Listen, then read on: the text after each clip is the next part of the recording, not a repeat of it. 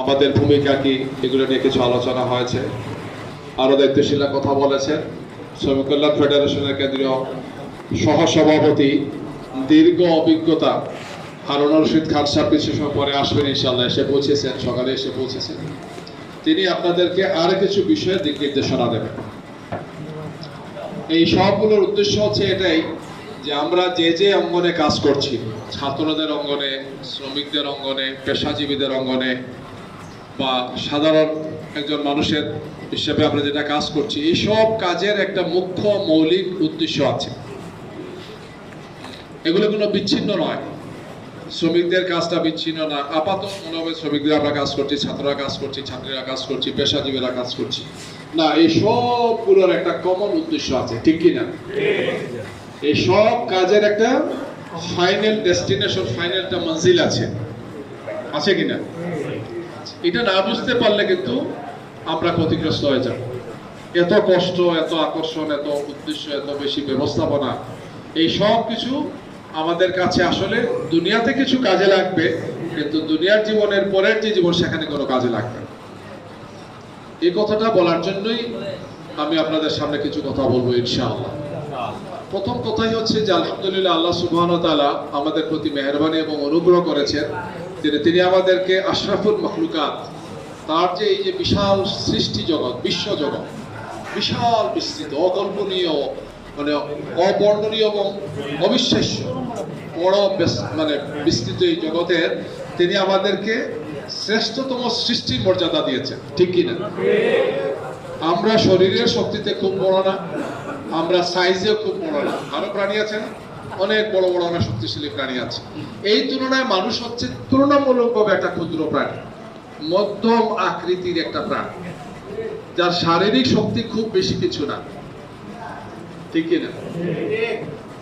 আমরা হিংস্র না, আমরা আবার খুব দুর্বল না। আমাদেরকে আল্লাহ রাব্বুল আলামিন এত কিছু দিয়েছেন এই ছোট্ট ক্ষুদ্র একটা শরীরের মধ্যে, যেটা অন্যকে দেন নাই। অনেক বড় প্রাণীকে আমাদের মতো অনেক বৈশিষ্ট্য দেন নাই। যেমন হাতি মানুষের পুষ মানে মানুষ তো হাতির পুষ মানে না, তাহলে হাতিগুলো আমাদেরকে ধরে নিয়ে গিয়ে বনে জঙ্গলে আমাদেরকে কাজ করাইতো, ঠিক কিনা?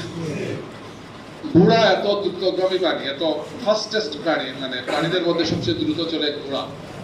বাঘও আছে, কিন্তু সেই ঘোড়া তো আমাদের কথা শুনে কিনা?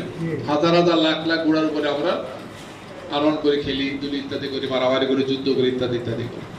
বাঘ, সিংহের মতো প্রাণী আমাদের পুষ মানে, একটা সময় এসে এটাও পুষ মানে।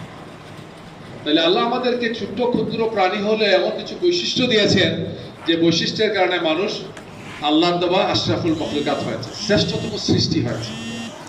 এটার অন্যতম কারণ হচ্ছে যে মানুষকে আল্লাহ একটা শক্তি দিয়েছেন, একটা যোগ্যতা দিয়েছেন, একটা অধিকার দিয়েছেন, একটা সুযোগ দিয়েছেন, যেটা আর কোনো প্রাণীকে দেন না।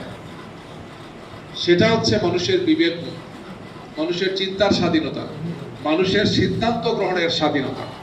যে কোনো নামে বলি না কেন, এইটাই। বাকি সব প্রাণী বাধ্য হয় আল্লাহকে মানে, তার কোনো বিকল্প কোনো ব্যবস্থা নাই। কিন্তু মানুষ আল্লাহকে মানতে বাধ্য না। সে চাইলে এই সব কিছু জেনে শুনে বুঝে সে আল্লাহকে মানতে পারে, আল্লাহকে সে অস্বীকার করতে পারে, করে কিনা? তা বিরাট সংখ্যক মানুষ আল্লাহকে অস্বীকার করে না। অস্বীকারটা দুই ধরনের।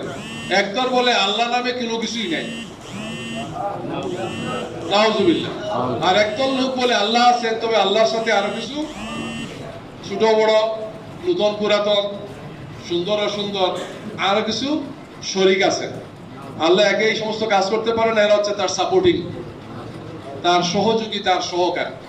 এইটাও আল্লাহকে অস্বীকার করার নাম আনতে হবে। কারণ আল্লাহ হচ্ছেন সেই সত্তা যায় যিনি আদি এবং অনন্ত, যিনি প্রথম ছিলেন, শেষেও তিনি থাকবেন। কেউ যখন ছিল না তখন আল্লাহ ছিলেন, কোনো কিছু যখন থাকবে না তখন আল্লাহ থাকবেন। আমাদের সবার সবকিছুর প্রয়োজন, আল্লাহর কোনো কিছুর প্রয়োজন নাই। আল্লাহ ঠিক না? আমাদের খাবার প্রয়োজন, চিন্তার প্রয়োজন, ঘুমের প্রয়োজন, আমাদের হাসার প্রয়োজন, কাঁদার প্রয়োজন। কাঁদি না আমরা? কান্নাকাটি করা লাগে তো, কান্নাকাটি মানুষ মারা যাবে, না আসলে মানুষ মারা যাবে। আল্লাহর হাসিরও দরকার নেই, কান্নারও দরকার নেই। আল্লাহ এই সব কিছু কি করতে? আল্লাহ সামাদ, আল্লাহ হচ্ছেন স্বয়ং সম্পূর্ণ, আল্লাহ হচ্ছেন স্বয়ং সম্পূর্ণ।